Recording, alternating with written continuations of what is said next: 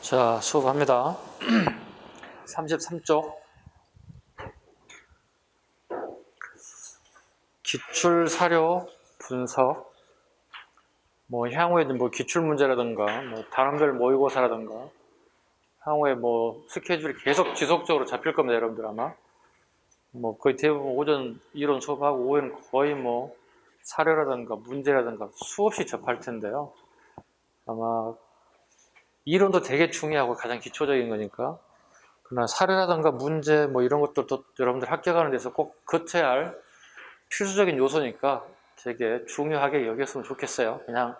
그냥 앉았다 가지 마시고 충분하게 선생님한테 얻어갈 것 얻어가시고 또 궁금한 거 있으면 언제든지 선생님한테 여쭤보는 그런 노력이 좀 필요하다. 합격하기 위해서는 하루아침 되는 건 아니다.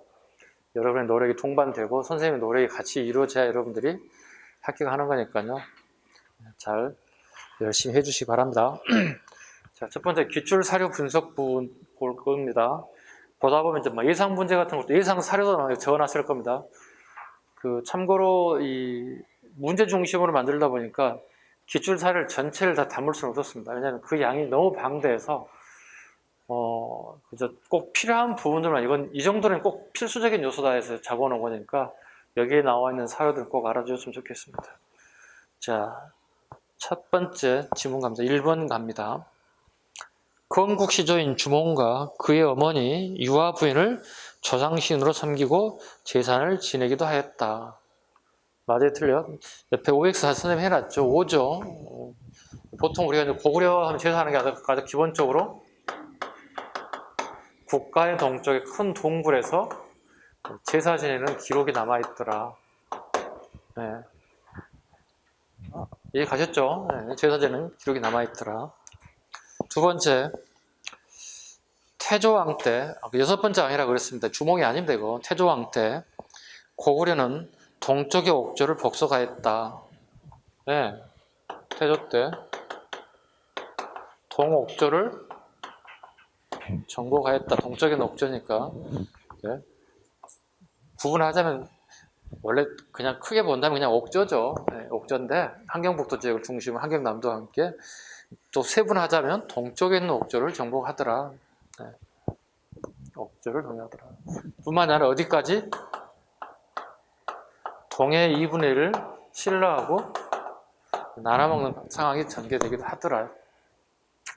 세 번째 질문 갑니다. 건국신화에서 비류와 원조가 주몽의 아들이라고 하였다. 건국설화에서 어머님 누구죠? 서선호로 기록되어 있죠. 서선호. 네. 아버지는 주봉으로 기록되어 있죠. 비류와 원조에 대한 얘기 수업 시간에서 자꾸 합니다. 미추홀에서 건국하게 됐고 우리가 역사적으로 구분하기 위해서 이 지역에 세웠던 나라를 뭐라고 한다? 비류, 백제라 칭하더라. 보통 이게 현재 한성을 중심으로 백제가 만들인 것 정도는 기본적으로 알고 계실 거고요. 그 다음에 4번이요. 고양은 관등제를 정비하고 관등제예요. 고양 때.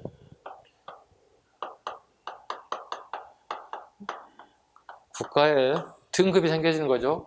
1등급부터 몇 등급까지 우리가 공모 시험 공채하는 게 우리 9급 공채, 7급 공채, 5급 공채 이렇게 있듯이 9급, 8급, 7급, 6급, 5급, 4급, 3급, 2급, 1급 이렇게 등급을 정해 놓은 거예요. 뭘 정해 놓은 거죠 이게? 왜 정해 놨을까요? 이 사회가 계급 사회라는 걸 보여주고 있는 거죠. 그죠? 여러분도 공무원 학교 되면 어떻게 9급으로 출발하면 어떻게 계급 사회가 되는 거잖아요. 갔더니 어떻게 9급에 좀 빠른 호봉수를 가지신 분들 계시고 8급, 7급 이렇게 쭉 있겠죠. 여러분들도. 그죠? 네. 자, 고구려 백제 신라들로 관등이 다 달라요. 하나만 알아서 안 되겠죠. 다 잡아야 되겠죠. 고구려 몇 관등? 14관등, 16관등, 17관등입니다. 14, 16, 17. 이거 암기해도 괜찮을 것 같아요. 또는 국경교과서에 이걸 같은 말로 10여 관등이라 해도 상관이 없어요. 10여 관등이 있었다 고구려에 이렇게 해도 큰 문제 없습니다. 14, 16, 17, 17 관등이 있더라. 고향의 관등제를 정비하고 공복제를 도입하는 등 국가 통치제의 근간을 마련했다. 공복제 뭐죠 또? 공복제. 자, 보겠습니다. 신라도 있을 거고 백제도 있을 거고 고려도 있을 겁니다. 색깔입니다. 공무원의 색깔, 옷 색깔. 자비, 청황. 지금 백제죠. 여기서 하는 것은 자, 비, 청. 자, 단, 비, 녹이 되겠죠. 신라의 법주하신 분 법웅왕, 고이왕, 광종 이렇게 이런 식으로. 자, 결과적으로 지금 관등제라든가 공복제라는 것은 이 두 개를 쭉 연결해 볼까요? 이걸 뭘 의미하죠? 이 사회가 법을 준수하는 율령이 공포되어 있음을 갖다가 우리가 알 수 있습니다. 그러니까 관등제가 있었다, 공복제가 있었다는 건 전부 다 뭐예요? 계급사도 알려준 거지만 이 사회는 법치국가다. 율령이 반포됐다는 것도 공통점을 나타내고 있습니다.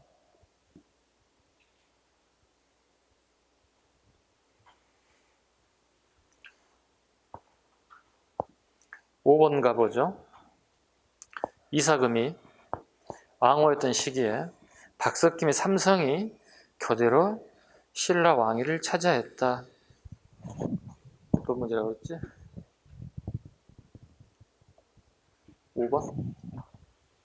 5번 사료. 왕의 순서는 이렇게 된 줄 아시죠? 거, 차, 이, 마, 왕. 거서, 간, 차차, 옹, 이사금, 마리간, 왕.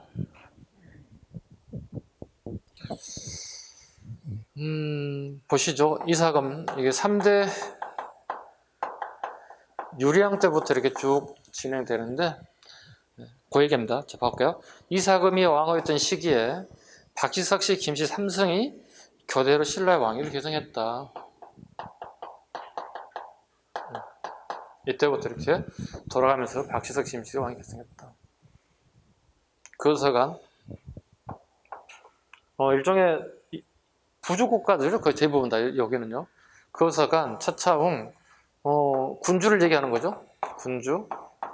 차차웅은 무장의 성격을 가지고 있는 거고, 이사금은 연장자의 의미를 가지고 있을 거고, 대군주 또는 대군장의 의미를 가지고 있죠. 말이 간이니까. 공통적인 간이 들어가죠. 간. 군주, 그 다음에 대군주, 대군장. 이 두 특징은 이렇게 약자로 보시면 돼요. 칸. 유목민들의 짱을 갖다 보통 이렇게 칸 이렇게 얘기하죠. 몽골애들 뭐 징기스칸 이렇게 하듯이. 왕은 이제 말다시피 중국의 문화가 들어오기 시작하죠. 그래서 지증마리간이 뭐가 되는 걸까? 지증왕이 되기 시작하죠. 지증왕의 출발점은 지증마리간이었고, 중국의 한족의 문화가 한화 정책이 들어오게 되면서 지증왕이 됐겠죠. 이 시기부터 이렇게. 안 되신 분들도 이거 한번 잡고 또 이론 들어갈 때, 잡았을 때, 한번 들었던 거야. 이렇게 쉽게 접근할 수 있을 겁니다. 6번 갑니다. 예상 문제입니다. 예상 사료 문제입니다. 뇌물마리간은 이두를 전진의 사신으로 파견하여 최초로 중국과 교류하게 되었다. 이게 신라가 되게 그 지정학적 이치를 받을 때 되게 한쪽에 치우쳐 있어요. 그럼에도 불구하고 이 시점 되면은 예교 관계를 맺으려고 노력하는 모습이 보이더라. 이걸 보여주고 싶은 겁니다. 뇌물마리간 시기에 중국에 사신을 보내더라. 뇌물마리간만 밑줄 그어볼까요? 시기를 물어본다면 뇌물마리간이니까. 그 다음에 7번 갑니다. 7번. 뇌물왕 시기에 고구려가 신라를 도와 애의 세력을 물리치게 되었다는 사실을 호명 글을 통해서 알 수 있더라. 수업 시간에 계속 끊임없이 했던 것들이죠. 자, 볼까요? 백제, 금강가야, 합치고 애가 합쳐지겠죠. 애가 이렇게 세 개 나라 합쳐지겠죠. 백제란 나라와 금강가야와 애가 합쳐져서 어디를 공격했다? 신라를 공격하겠다. 아까도 얘기했죠. 신라 수도 경주. 예, 누가 가득 찼다? 애인이 가득 찼다 이렇게 나온다고요. 이렇게 삼국사 기록에 나온다고 이렇게. 이때 신라의 왕은 누구라고요? 뇌물 마리칸이라고요.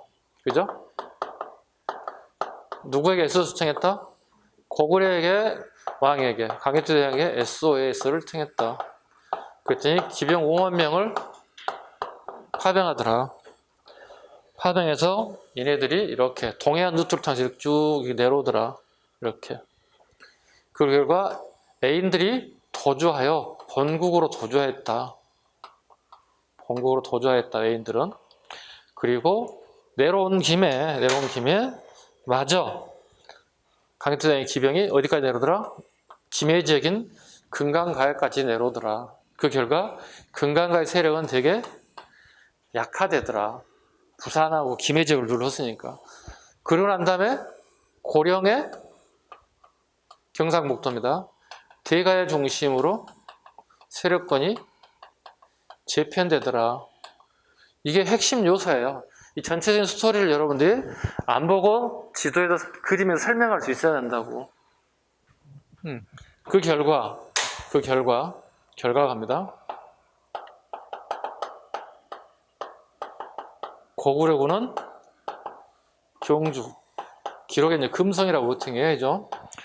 경주를 금성이라고 불렀으니까. 금성, 외곽에 어떤 군이 주둔하게 될까요? 고구려군이 경주 외곽에 주둔하더라. 그러면 어떻게 할까요? 무슨 일이 발생될까요? 고구려가 내정 간섭이 강화되겠죠? 이건 저렇고 저건 이렇고 끊임없이 다 간섭하겠죠. 내정 간섭이 심해지겠죠. 그죠? 이런 상황이 전개되더라. 이게 5세기 상황이에요. 5세기 상황이에요. 그리고 6세기가 되면 어떻게 되나요? 이제 신라의 법흥왕이라든가 진흥왕 시기에 이제 기지개를 피기 시작하죠. 어디로 올라가? 고구려가 있는 한강 지역을 하나씩 빼앗기 시작하죠. 뿐만 아니라 함경도 지역까지 하나씩 찾아가기 시작하죠. 그러니까 이제 한 세기별로 한 100년, 한 세기를 100년이라고 하면 세기에 따라서 상황이 막 달라지죠. 그죠? 이 전체적인 내용을 여러분들이 그림을 그려서 충분히 이해할 수 있으면 이런 문제는 그냥 다 맞으라고 주는 문제니까 잡으셔야 돼요. 이게 쓰면 어려워요. 그러시면 안 돼요. 이건 공무원시험 합격한 사람들은 그냥 기본이에요. 기본. 자, 그리고 이 기록을 알 수 있는 게 호명글에서도 등장하더라.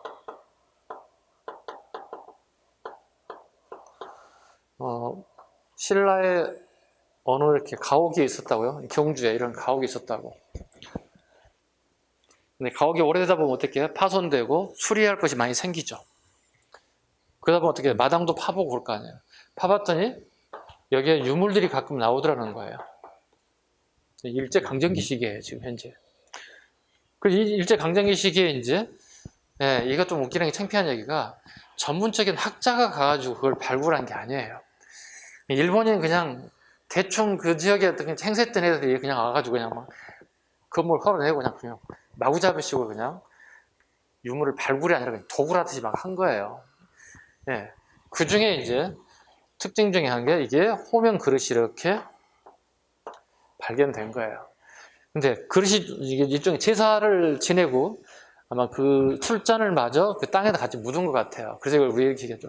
고구려의 그 영향력이 신라의 지배계층의 무덤인 지하에까지 영향을 미쳤다. 이렇게 보는 거예요. 왜? 여기에 글자가 되게 아까도 말씀드렸던 중요한 글자가 나왔다는 거예요. 이렇게 나왔다고. 국강상, 강계토지, 호우십, 이런 식으로. 이 글자죠. 이 글자가 새겨졌다는 거예요.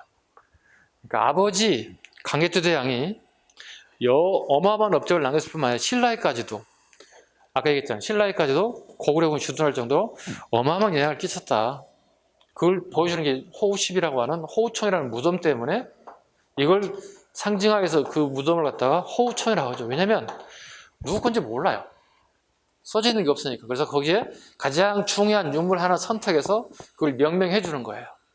이게 이제 호우청이 된 거죠. 자, 아까 설명을 드렸습니다. 강요주장 비문, 만주 집안지에게 신라의 어느 한 집에, 허름한 집에 보수공사 하다가 발견된 호우청 무덤, 전부 다 어느 시기의 유물이라고요? 강요주장 아니면 장수왕? 장수왕인 거라고요. 전부 다 장수왕식이 만들어진 무덤이고 유물이더라는 걸 잘 기억하시기 바랍니다. 그 다음에 8번 가보죠. 마리까는 대장군의 뜻을 지니며 왕권의 성장이 그 이름에 반영됐습니다. 네, 마리까는 여기 있습니다. 대군주, 네, 대군주 또는 방금 얘기했던 대장군의 뜻을 가지고 있더라. 그 다음에 9번 가죠. 자, 금강가의 시조는 수로왕이며, 김수로왕이라 보통 얘기하죠. 선생님이 김혜김 씨인데요. 예, 김수로왕의 후손입니다, 제가. 선생님은 74대 손 정도 되는 걸로 알고 있는데요. 네. 김혜김 씨 있나요, 여기? 김혜김 씨예요? 몇 대 손인가요? 그게 맞아요. 70 몇 대 손이 맞아요. 네. 저도 확실히 몰라요. 잊어먹었어요. 네, 대략 74가 아닐까. 네. 73 아니면 74인데 저도 듣긴 들었는데, 그걸 솔직히 이게 돈이 안 되는 거라서 그걸 외우고 다니진 않거든요. 자, 수로왕이며 구지봉의 전설이 있다. 김해에 가면 산이 있는데 9개 봉우리가 있단 말이죠. 구지봉의 전설이 있다. 네, 이게 이제 기본적으로 상무사에 나오는 내용들입니다. 자, 수로왕의 본명을 자주 물어보죠. 밑에도 사례 또 나옵니다만 내질청해예요. 네. 수로왕의 이름이 내질청해였다. 왕의 이름인 거고요. 이거. 자, 사례 보죠. 하느님께서 나에게 명하기를 이곳에 와서 나라를 세우고 임금이 되라고 하셨다. 그래서 내려온 것이다. 너희들은 모름지기 산봉우리 위에서 흙을 파면서 노래하기를 거부가 머리를 내어라. 만일 내밀지 않으면 구워서 먹겠나라고 하면서 춤을 추어라. 이렇게 했다. 수왕에 대한 구지봉에 대한 전설. 이거 나오면 가장 기본적으로 금강가에 대한 선택지를 하나 고르시면 되겠습니다. 그 다음에 10번 문제. 법흥왕은 국주 김구회가 항복하자, 그러니까 김구회는 아까 얘기했다시피 금강가야의 마지막 왕입니다. 구형왕이라고도 하고 또는 구충왕이라고도 해요. 마지막 왕입니다. 이 사람 이름 본명이 그렇다는 뜻입니다. 김구회가 항복하자 신라왕이 본국으로 시급을 주기도 하였습니다. 네. 이게 이제 세 아들 같이 오죠. 네. 구형왕이 3명의 아들과 같이 신라로 항복에 들어오죠. 그 중에 막내가 김무력이죠. 우리 책에 나오는 일명 김무력 장군입니다. 네, 삼국통일의 과정의 출발점에 있었던 영웅이기도 하죠. 네. 네. 그분의 손자가 여러분 아시는 김유신 장군입니다.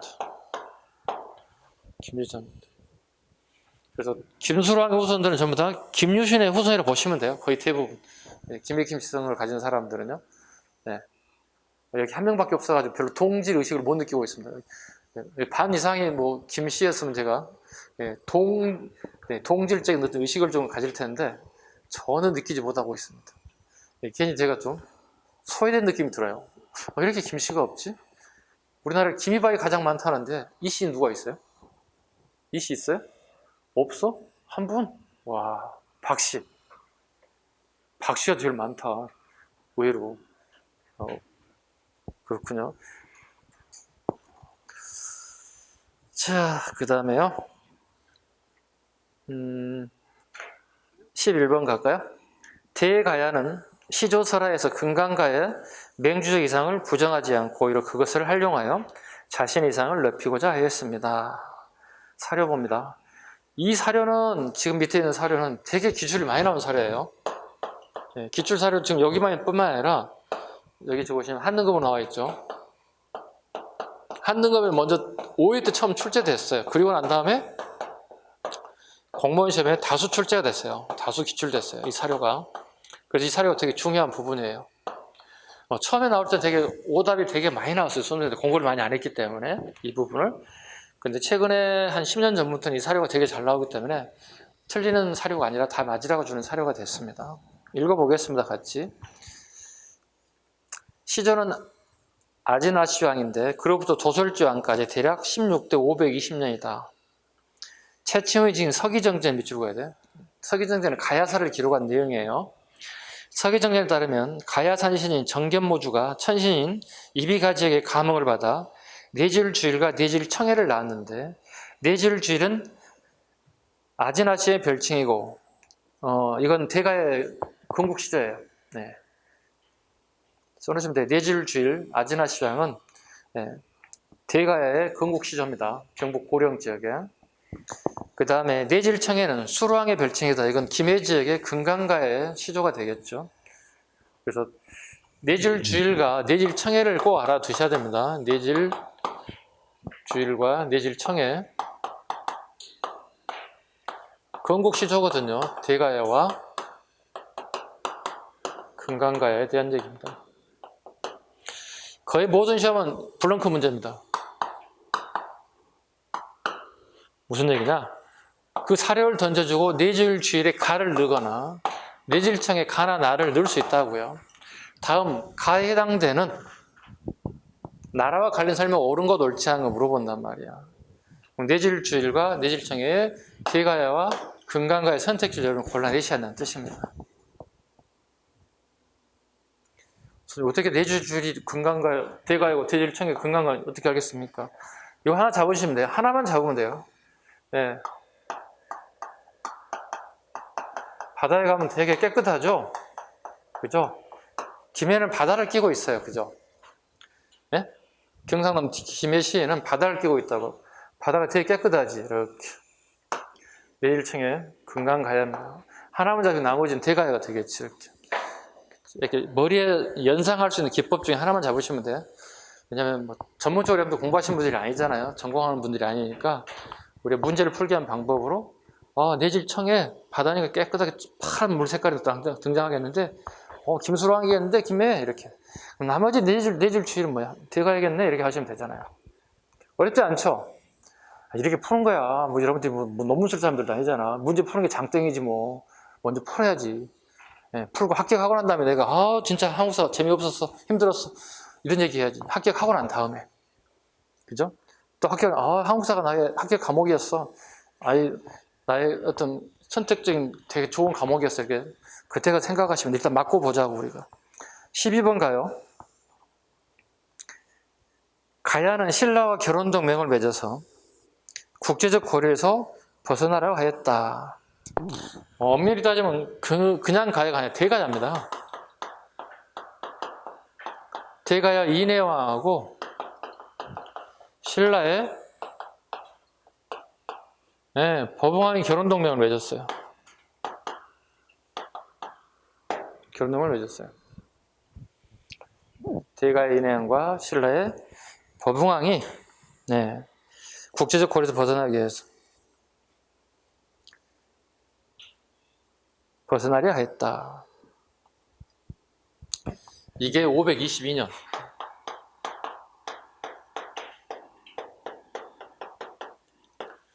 그리고 진흥왕 때 562년에 대가야 정확하게 40년 뒤죠. 40년 후에 진흥왕 때 멸망시킵니다. 역사는 정말 알다가 모를 일이죠. 그죠? 40년 만에 동맹관계에서, 그죠? 40년에 멸망의 단계가 간다. 40년 사이를 두고 이렇게.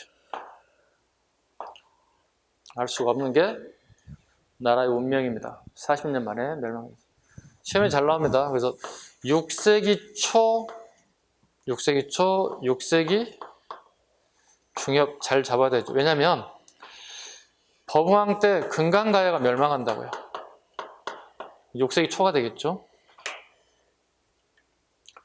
6세기 초에 금강가야가 멸망하고 6세기 중엽에 대가야가 멸망의 길로 가더라. 다 알아야 될 내용들이죠. 이렇게 아주 디테일한 부분까지 다 이렇게 연도는 못 외우더라도 6세기 초, 6세기 중엽 정도는 우리가 잡아주면 좋겠습니다.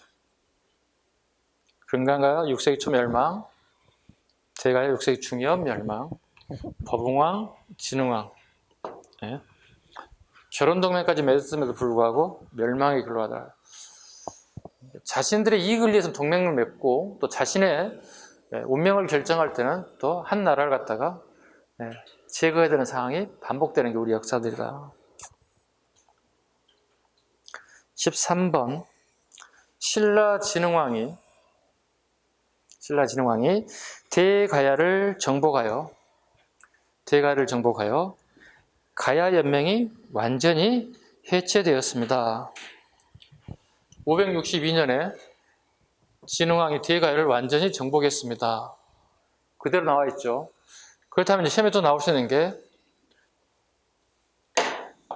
561년에 그러니까 완전 멸망하기 전에 이 지역에 창녕비를 건립합니다. 보통 나라의 일종의 이런 걸 우리 뭐라 불러요? 순수비라고 칭한단 말이야. 왕이 직접 군사를 끌고 내가 원하는 지역에 찾아가서 그 지역을 완전히 소탕하고 그걸 기념하게 세운 걸 우리 순수비라고 부른다고. 그 일명 이걸 뭐라고 그래? 진흥왕 순수비 이렇게 한단 말이야. 뭐 북한산비, 창녕비 뭐 이런 거 전부 다 순수비라고 그런다고. 자, 561년에 창녕비를 건립했어요. 근데 이미 대가야는 우리가 복수했다고 생각하고 있는 거야, 진흥왕이. 근데 순수비를 건립했는데 갑자기 반란 사건이 발생한 거야. 네? 일종의 창녕비를 건립하고 순수하게 우리가 지배하고 있다고 생각하고 일종의 자치적인 성격을 인정하려고 했던 부분들에서 반란 사건이 일어서 어떻게 이듬해 진흥왕이 직접 군사를 끌고 와서 대가야를 완전히 정복해버렸어요. 그래서 대부분 다른 순수비들은 점령하고 비석 세우고 끝났어요. 이 지역만 특이하게 비석 세워진 거하고 완전 정복이 1년 차이가 나는 이유가 여기 있습니다. 이게 이제 디테일한 부분을 물어보는 출제자가 있다면 이걸 물어보겠죠. 한 해 전에 비석이 먼저 세워지고 그 이듬해에 건국이 됐습니다. 그 내용적으로 아까 봤을 때 정복했다 생각하고 비석을 세웠다는 거지. 그러면 다시 반란 사건에서 완전히 군사를 끌고 다시 가서 완전히 제꼈다는 거야. 오케이? 그래서 비석과 완전 정복의 연도가 1년 차이가 나더라. 다시요. 14번 고국천왕은 2세기 왕인가요? 4세기 왕인가요? 대답해봐요. 고국천, 고국원이라고 해요. 2세기 후반, 4세기 중엽이라고 이렇게. 오케이? 고국천왕, 하늘이 더 높지? 고국천이 먼저야, 2세기야. 그다음 고국원은 밑에야. 잘 잡아야 돼. 이게 수업을 듣고 그 다음에 이렇게 같이 풀 때는 여러분들 기억이 나요, 이게. 근데 떡 덩그러니 문제를 딱 던져주잖아? 아이씨, 고국천이 먼저야, 고국원이 먼저야. 헷갈린단 말이야. 수험생 입장이 되면. 네? 그래서 고국천, 하늘이 먼저야. 고국천, 고국원 밑이더라고. 잘 잡으셔야 돼. 자, 갑니다. 고국천왕은 을파소를 등용하여 뭐죠? 북상에 등용했다고 그랬죠? 을파소가 출신이 뭐라고 그랬어요? 귀족이에요? 농민이에요? 농민이에요. 그래서 제일 먼저 건의한 게 뭐예요? 밥 먹고 사는 게 힘들다고 그랬잖아요. 빈민이 많다고 그랬잖아요. 그래서 이렇게 춘대춘합에 진대법을 건의했다. 맞아, 틀려? 맞지. 됐죠? 단순하게 읽고 쑥 지나가면 되는데 이게 시험장 가면 여러분들이 모든 게 다 의심스럽고 내가 다 틀린 것 같은 느낌이 든단 말이에요. 왜? 지금 이런 시간을 빗대어서 정확하게 잡으라는 얘기예요. 대충 두루뭉실하면 50점 맞은다고. 한 2년 공부에 두루뭉실하면 50점. 대충은 어떻게? 40점. 갈아 켜고 면할까 말까 한다고. 문제는 쉬운 데서는 50점 맞았어요. 공부 더럽게 안 한 사람이에요. 왜? 많이 했는데 안 했다는 얘기는 뭐예요? 집중력을 가지고 정확하게 공부하지 않았다는 거예요. 대충 많이. 네. 힘들어져 그러면. 끊임없이 강조합니다. 15번 갑니다. 동천왕 때 동천의 아버지가 누구야? 산상왕이야.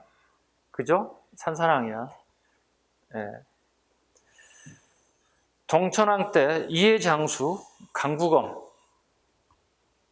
선제공격을 때렸다고 그랬지? 어디를? 서안평을. 그때 이 나라 장수, 이장 강국엄이 기병을 끌고 와서 우리를 타격을 주게 됐더라. 그 결과 한도성이 함락당했더라. 한도성이 뭐야? 산성이야, 평지야? 산성. 그럼 국내성인? 평지성도 무너졌다고 해요. 평상시에 업무를 봤던 것은 국내성일 거고, 비상시에 올라간 게 산성에서 한도성마저 무너졌더라. 예. 어디를 먼저 공격했다? 서안평을 선제 공격했다. 서안평을 선제 공격한 이유는 뭘까? 중국의 지원을 받는 한사군의 길을 차단할 목적이었다. 그리고 전국적인 목적 뭐야? 한사군을 다 몰아내고 고구려 영토를 한반도 안쪽에 그걸 다 차지하고 싶어하는 정책이다. 일명 무슨 정책? 다물 정책이라더라. 옛 고전 영토 회복하려는 정책을 펼치려고 했다. 그러나 성공에서 실패했다? 실패했다. 이때 부여는 군량미를 고구려 지원했어요? 부여 지원했어요? 고구려 지원했다고? 부여는 이 나라에게 군량미를 지원했다. 그거 잡아야 된다고요?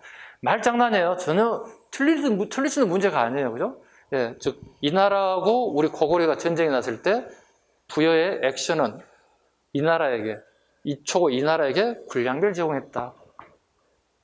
됐어. 넘어갑니다. 어때? 오늘 배운 거니까 좀 더 이해가 가지? 한 달쯤 지나면 어떻게 이제 가물가물한단 말이야, 이게. 배웠는데 정확하게 모르겠다는 생각이 막 나온단 말이에요. 16번. 자, 34쪽이 16번입니다. 좀 지워볼까? 공간이 없어.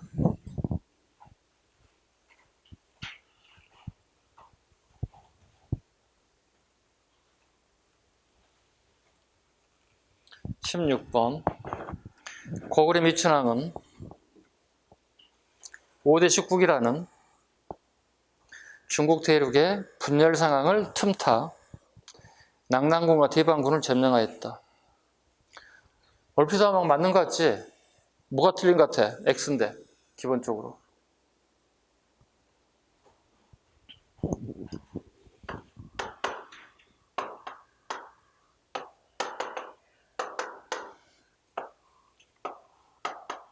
구분하는지 물어보는 거야.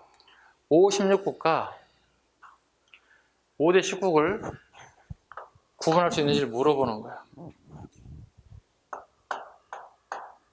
5대 19국은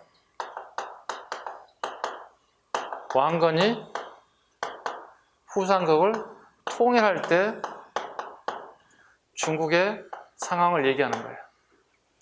중국이 서로 싸우다 보니 우리나라 신경 쓸 겨를이 없다는 거예요. 그래서 왕건이 후삼국을 통일하는데 결정적 역할을 준 대관계 중에 하나이다.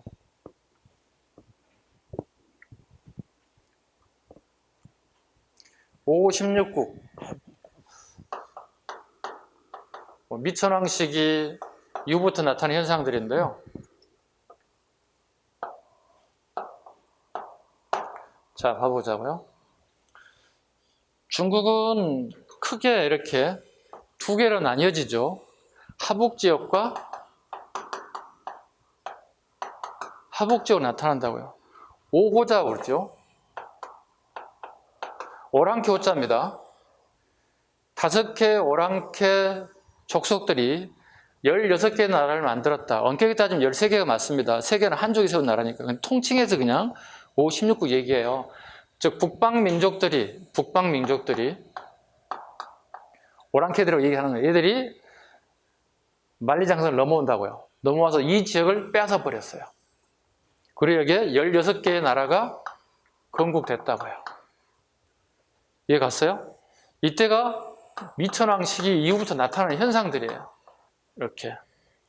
그 결과 이 지역에 있었던 하북지역에 있었던 한족들이 얘들과 같이 살 수 없잖아. 얘들이 남쪽으로 이렇게 내려온다고. 그러면 하남 지역과 하북의 문화가 섞이게 되겠지. 그지? 그 결과 중국에 되게 독특한 문화가 만들어져요. 독특한 문화가 만들어져요. 즉, 다르게 표현하면 농경 문화와 목축업에 관련된 문화들이 막 섞여서 되게 독특한 문화들이 만들어진 시기예요. 문화라는 게 하나만 가지고 고집하는 게 아니라 섞였을 때 훨씬 더 색다른 문화들이 막 만들어지거든요. 일종의 요즘 치면 휴전이라고 봐야 되겠죠. 휴전 문화들이 막 음식도 우리 휴전 푸드가 많이 나오듯이 이 같은 형태일체예요. 요 시기와 요 시기를 구분할 수 있느냐. 그리고 여기에 16개 나라들이 만들어지더라. 이걸 이제 통일해야 할 거 아니겠어. 그지? 통일한 나라가 뭐가 되는 거야? 북이야 되고 여기 있던 애들이 송이 되는 거야. 그 결과 봐 이렇게 이렇게 되는 거야. 미천왕이 어떻게 되냐? 광개토대 양식이 그 다음에 장수 양식이 아까 얘기했지. 광개토대왕이 이걸 점령하려다가 성공 실패 돌아가셨으니까. 그 다음에 장수왕은 점령이 아니라 이렇게 군사 송에 지원해야 됐다. 어때? 좀 이해 갔어 이제? 애원호보다 내가 중국 역사를 조금이라도 알게 되면 어떻게 문제 풀 때 편리하잖아. 그럼 여러분들 처음 공부하시는 분들 가장 기본적으로 할 게 뭐예요? 5, 16과 5대 19를 내가 구분할 수 있어야 된다. 가장 쉬운 단어를 틀리면 안 된다. 즉 영어에 대한 시대의 흐름을 내가 아는지를 가장 먼저 선결 과제로 봐야 된다. 공부 그렇게 못하면 어떻게 암기하는 거야. 선생님이 암기 여러분 가르칠 수 있나 이거? 못하지. 어떻게 암기로 수업이 머리에 넣기도 어려울 뿐만 아니라 제가 엔터 치면 푹 나온 사람이 아니잖아요. 여러분도 마찬가지야. 엔터 치면 막 나와? 여기 치면 나와 여기? 아니 여기 뭐 땡기면 나와 여기? 야 나와봐 하고 나와? 안 나오잖아.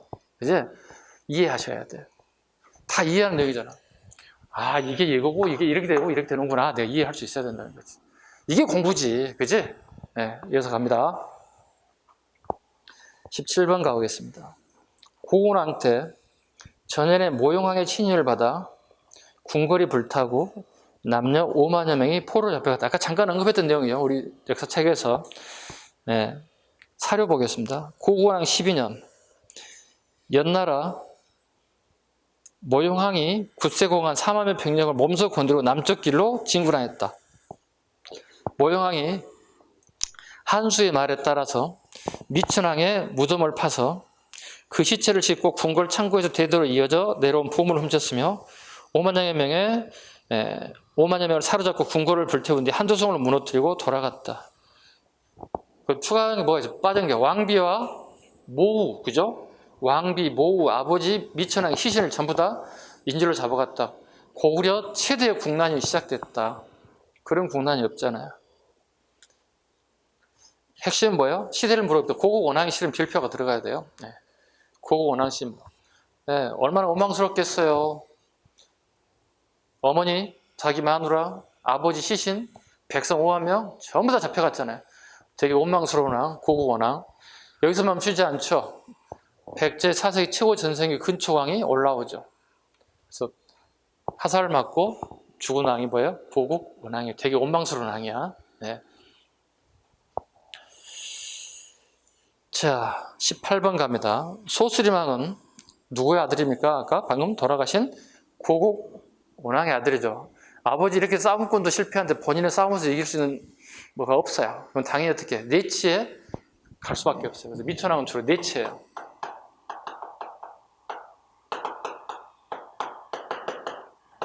내치에 힘을 기울 수밖에 없다.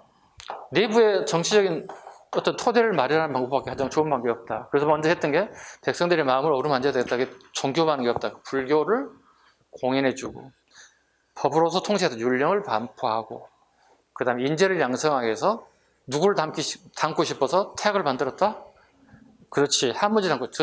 나는 지금 왕권이 미약하지만 비록 미약하지만 나는 한무제를 닮아서 강한 군주가 되고 싶다는 욕심에 태학이 또 만들어진다. 됐죠? 이해 갔죠 다? 이해 안 가면은 방법이 없어요 지금요. 19번 가보겠습니다. 근초고왕은 북쪽으로는 고구려의 평양성까지 쳐들어가 고국 천왕을 전사시켰다. 틀렸습니다. 고국 천왕이 아니라 고국 원왕이 얼마나 원망스러운 왕이야. 화살에 맞아 죽었으니까. 그러니까 아까 그 구분하는 이유가 여기야. 4세기 고국 왕의 근초왕에 공격을 받던 시기니까 고국 천왕 저 꼭대기 2세기 후반 여기 고국 원왕 여기 3세기 뭐 초중반에 해당되는 것 사려 보겠습니다. 근초광은 371년에 겨울에 왕이 태자와 함께 태자의 이름이 근구수 훗날 왕이 돼서 근구수 왕이 됩니다. 근구수와 함께 정예군 3만 명을 거느리고 고구려에 침입하여 평양성을 공격하였다. 이 평양성이 지금의 평양성은 아닐 거라고 보고 있는 겁니다. 학자들이. 왜냐하면 평양성은 고구려라는 나라가 망할 때 처음 문이 열리고 깨졌어요. 처음이나 마지막이에요. 그러면 이때 말하는 평양성은 남평양성일 것이다. 남평양성은 평안도하고 쭉 오다 보면 항해도, 이 경계선쯤에는 있지 않았을까 예측하는 겁니다. 지금 현재 요거 있을 것이다. 자, 이어서 계속합니다. 평양성을 공격하였다. 고구려 왕 사유의 동그라미 쳐요. 고국 원왕의 본명이 고사유입니다. 사유가 필사적으로 항전하다가 유씨, 난대여심 날아온 화살에 맞아 숨졌다. 이 하필 또 유씨가 근구수 쪽에 병사들이 쏜 화살에 유씨에 맞아서 고국 원왕이 전사하게 됐다. 혼나라 왕이 된다고 했습니다. 근구수 부대에서 쏜 화살이다. 근구수 쐈는지 근구수 부대가 쐈는지 통칭해서 아마 근구수가 지휘하는 부대에 화살에 맞았다. 그러니까 누굴 목표로 하는 게 아니라 유씨는 막 쏟아보면 운 좋아서 맞는 거 재수어서 죽는 그런 화살을 갖다가 유씨라고 합니다. 20번 가보죠. 근촉 왕은 남쪽에 마한 지역 세력을 정복하고, 이게 369년이에요. 마한 정복이.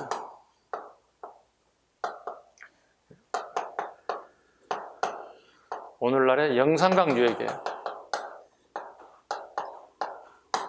오늘날의 전라도 광주광역시, 나주, 요 지역을 정복하고, 이렇게 해석할 수 있습니다. 됐죠? 마한을 정복하고 남쪽을 안정화시키고 올라가야 되는 거야.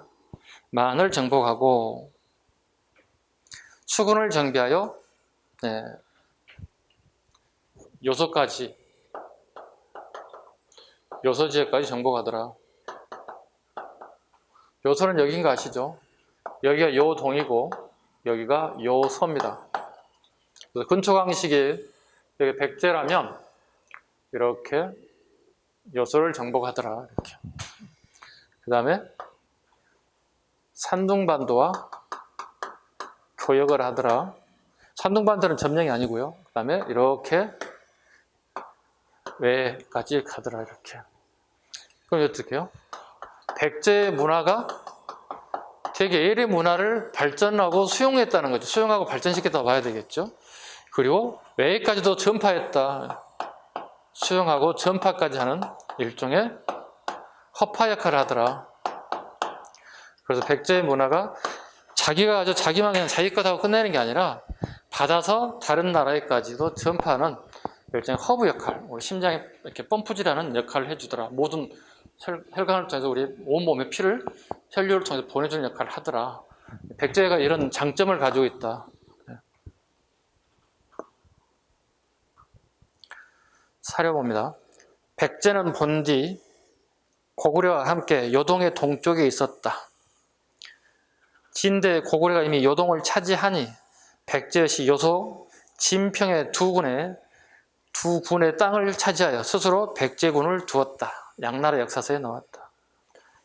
핵심 뭐죠? 근초광입니다. 핵심은 이 시기가 근초광이었다. 아까 했다시피 4세기의 최고 전성기 왕이었다. 이때 근초광 시기에 중국의 역사서에 진설한 역사책에 이런 게 나오더라.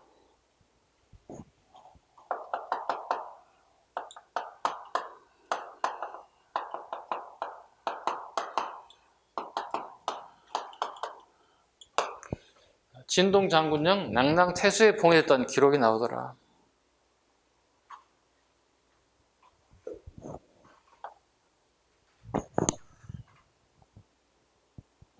심화예요, 심화. 7급에 나오는 내용들이요. 9급에는 아직 안 나왔어요. 7급에 나온다고. 심화입니다. 선생님, 저 오늘 처음 들어요. 몰라도 돼요. 저거 맞나? 공부를 좀 하신 분들 알아야 돼요. 예, 나중에 또 문제를 제가 낼 거니까 모의고사 내고 뭐에 내고 끊임없이 만들어낼 거니까 모의고사를 좀 학원에서 꼭 주기적으로 장기적으로 이렇게 좀 실시했으면 좋겠는데 여의치 않아서 실시하지 않는 것 같아요. 그죠? 그죠? 그 선생님 매일 문제를 일주일에 한 번씩 만들어 보내는데 우리 학원에서 실시를 안 한 것 같아요. 좀 했으면 쓰겠는데. 여러분이 좀 얘기하세요. 시험 보게 해주세요. 죽겠어요. 이렇게 얘기해 주세요. 네. 보셔야 돼요. 10문제 나오는데 내가 9개를 맞든 하나를 맞든 간에 봐야 돼. 연습이 돼야 돼. 내가 이렇게 나오면 틀리거나 이렇게 하면 맞는거나 내가 여러분 스스로 자가 진단할 수 있어야 돼요. 그게 꼭 필요한데 지금 안 하셔서 네, 걱정해. 궁금하시면 선생님 카페에 들어와서 다운받아서 풀어. 여러분 스스로. 몇백 문제, 몇천 문제 있어. 아셨죠? 오케이. 이렇게 뭐 고개만 한 명도 안 들어와. 네. 그러니까 공부가 한 바퀴 이상 돌리신 분들은 문제 많이 푸셔야 돼. 네. 근데 풀면서 느껴야 돼.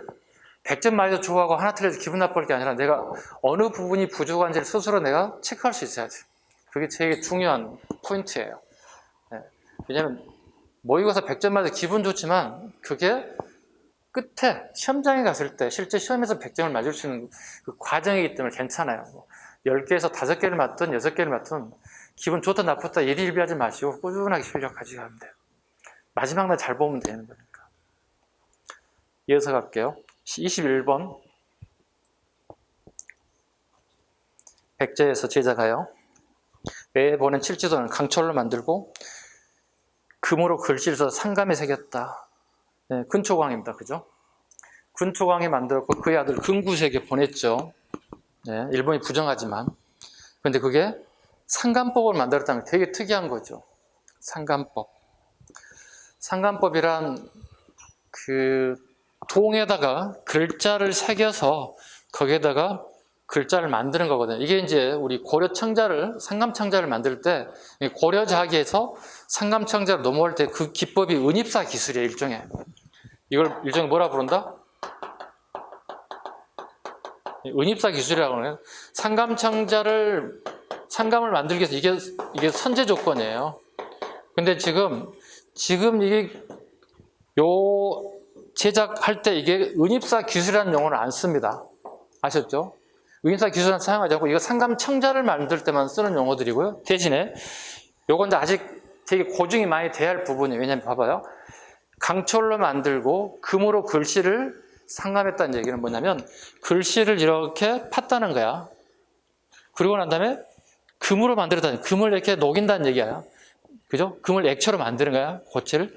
액체로 녹여서 이런 핀셋 같은 걸로 이렇게 찍어서 그 글씨 안에다 그 틈새에다 이렇게 넣는 기술이야. 이게 이제 은입사 기술인데 지금 금으로 됐다. 그럼 이건 금입사 기술이 돼야 되겠지. 이걸 통해서 만들었다는 거예요. 뭘요? 뭘 만들었다는 거예요? 칠지도를요. 네, 일본은 부정하고 있어요.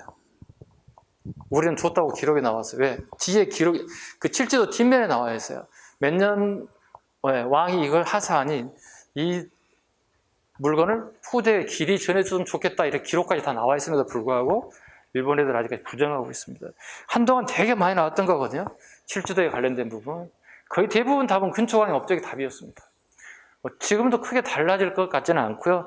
대신에 지금 상감에 나온 것은 그래도 좀 난이도를 높인 거예요, 이게. 그 다음에 22번. 침유왕 때 동진에서 온 마라난도를 통해서 불교가 전래됐다. 네, 자주 얘기합니다만 침유왕은 374년에서 딱 375년, 재임기간 1년밖에 안 돼요. 374년 불교 딱 들어와. 그러니까 대한민국에 있는 모든 역사책에 불교는 침유왕이 무조건 나올 수밖에 없어요. 딱 재임기간 1년에 불구하고 불교가 들어온 시기이기 때문에 되게 중요한 의미를 가지고 있더라. 동진에서 마라난트가 통해서 불교를 전래했다. 되게 중요한 부분이다. 북방불교는 남방불교예요? 남방불교라고 그랬어요. 백제에 들어온 건 남방불교, 고구려에 들어온 건 뭐예요? 북방불교. 북방불교의 목적은 뭐예요? 중생구제. 추운 지방이야. 곡식 부족해. 같이 많이 구제해야 돼. 남방불교는 따뜻한 지역에 생산량이 많아. 그럼 중생부재 목적이 아니라 개인의 해탈이 우선이야. 아셨죠? 불교사 공부할 때 항상 했던 부분이잖아요. 대승불교와 소승불교, 북방불교와 남방불교. 중생부재가 우선이고 여기는 개인의 해탈이 우선이더라. 전진에서 고구려로, 동진에서 백제로. 불교사를 하다 보면 가장 기본이 돼야 돼. 이해 가십니까? 망부석처럼 굳어있는 것 같은데요? 굳어있으면 안 됩니다. 이해 가면은, 안 되면 절레절레. 그래서 선생님 알아보고, 이분 이해가 안 되는 거야. 보강 설명을 더 해야 되겠구나 설명하는 거예요. 불교사 할 때 가장 기본적인 거야. 봐봐, 인도의 불교가 이렇게 중국으로 건너온다고. 남쪽에 동진해 오는 건 이렇게, 북쪽에 전진해 가는 건 이렇게 들어온다는 얘기예요. 고구려를 통해서. 남쪽에 동진은 이렇게 백제를 통해서 남방불교, 북방불교.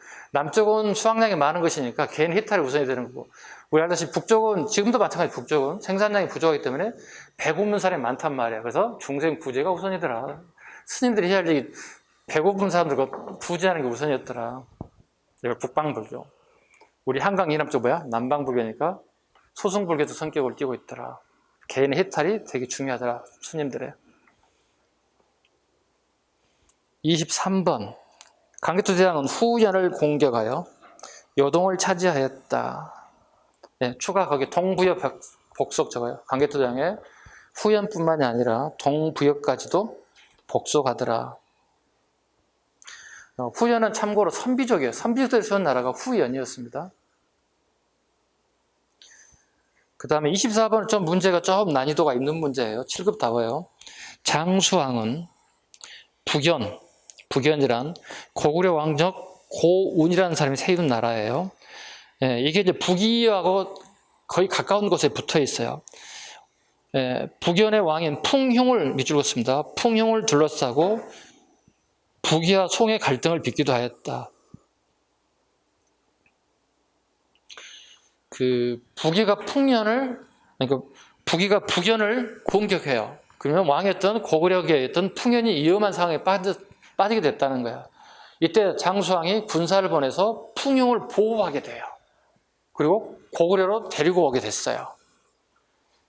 그러면 북이는 어떻게 할까? 북연의 풍연을 갖다가 다시 우리나라에 보내달라고 요구하는 거예요. 이때 장수왕의 예교관이 갑니다. 아니, 끈 떨어졌는데 무슨 힘이 있겠다고 내가 인질로 잡아놨는데 그냥 모른 척 그냥 갑시다. 무마합시다. 속된 말로 퉁 칩시다. 이렇게 했어요. 그러니까 예교적인 문제가 발생했지만 우리 알다시피 장수왕이 예교적인 술수가 되게 뛰어나서 고구려계가 세웠던 사람이기 때문에 보호해 준 거야. 같은 민족이다 보니까. 그런데 이제 북이가 계속 송환을 요구한다고요. 우리가 보호해야겠다. 끈 떨어졌으니까 신경 쓰지 마라. 이런 의미를 가지고 있어요. 되게 공부할 때 되게 재밌는 내용인데 우리 시험에 잘 안 나오거든요. 그래서 7급에 딱 나왔어요. 이게 9급에 나온다면 여러분들이 되게 많은 사람이 틀릴 것이다. 연습하자는 겁니다. 적거나 난이도 상으로 좀 적어놔주세요.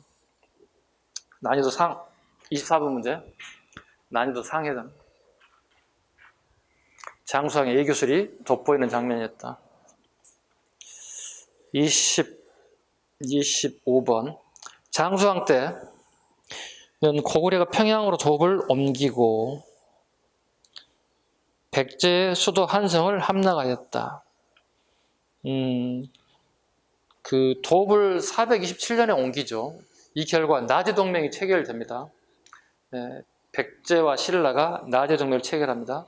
백제는 비유왕이고 신라는 눌지마리간이 나제동맹을 맺습니다. 장수왕의 평양천도 이후에 일종의 남하정책을 견제할 목적이죠. 한강을 지키고 싶다는 거죠. 아쉽지만 장수왕이 475년에 대략 한 50년도 안 되죠. 한 48년쯤 후쯤에 한성을 점령했다는 얘기는 백제가 수도를 삼고 있는 오늘날 서울 지역을 고구려가 쓱 드셨어요. 잡수셨어요. 이렇게. 그래서 그리 오래 가지도 못했죠. 그래서 이때 한성을 함락했다. 그리고 누가 죽습니까? 그때 왕이었던 왕이 죽었겠죠. 되게 괴롭게 죽었겠죠. 그 왕이 누구예요? 계로왕입니다. 계로왕입니다. 그래서 계로왕의 아들이었던 문주왕이 급하게 웅진으로 또 웅주로 천도하게 됩니다. 그래서 계로왕 때 남천시대, 즉 웅진시대가 도래하게 되었다. 이게 5세기 장수왕 시기입니다. 26번 충주 고구려 비는 고구려 건국 과정과 수면에 대한 기록이 잘 이루어져 있습니다. 이게 섞여 놓은 거야. 섞여 놓은 거야. 그 수면은 강희토대왕비에 나옵니다. 중원 고구려비에 나오지 않는 내용입니다. 아버지 묘지기들을 갖다가 대략 330호니까 대략 한 900에서 1000명 정도의 인원이 아버지 묘를 매일 쓸고 닦게끔 만들었다. 이거 강희토대왕비에 나오니 섞이면 안 됩니다.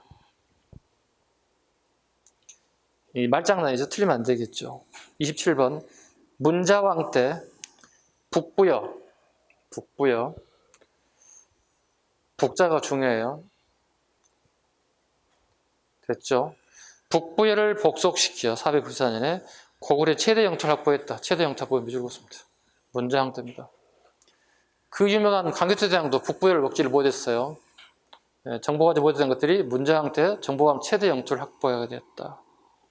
28번 비유왕이 신라 눌지 마리칸과 동맹을 맺었다. 동맹을 맺은 거 맞죠? 무엇 때문에? 장수왕의 남하정책 때문에. 남하정책 구체적으로 나타나는 게 뭐죠? 국내선에서 평양으로 천도, 즉 한강을 내가 정복하겠다는 야욕이 드러나죠. 그래서 한강을 서로 지키겠다고 나제 동맹을 맺죠. 누구하고? 비유왕하고 눌지 마리칸이. 근데 이거 가지고 안 되겠다. 우리 피동맹을 맺자 해서 맺은 게 그 뒤에 맺은 게 뭐야? 결혼 동맹이 되겠죠. 동성하고 소지 마리칸 사이에 결혼 동맹이 맺어지죠. 네. 자, 오른쪽 29번으로 가겠습니다. 29번. 5세기 계로왕은 중국 북조에 위의 사신을 보내 군사 원조를 청하였다. 맞죠? 누구의 공격에 대비하기 위해서? 장수왕의 공격에 대비하기 위해서. 그렇지만 장수왕의 공격을 막지 못했죠. 네. 그때 유명한 승려가 나오죠.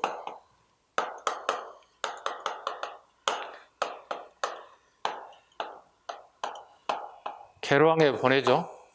계로왕이 이걸 되게 좋아한대요. 박혁을. 그래서 박혁을 잘하는 승려 도림을 계로왕을 가서 만나게 됐고, 박혁을 통해서 한심을 사게 됐고, 그 결과 계로왕이 고구려의 정보를 되게 많이 얻게 됐고, 곧 공격할 수 있다는 내용을 알게 되었고, 그래서 고구려 사람이던 승려의 도림에게 진짜인지를 다 확인하죠.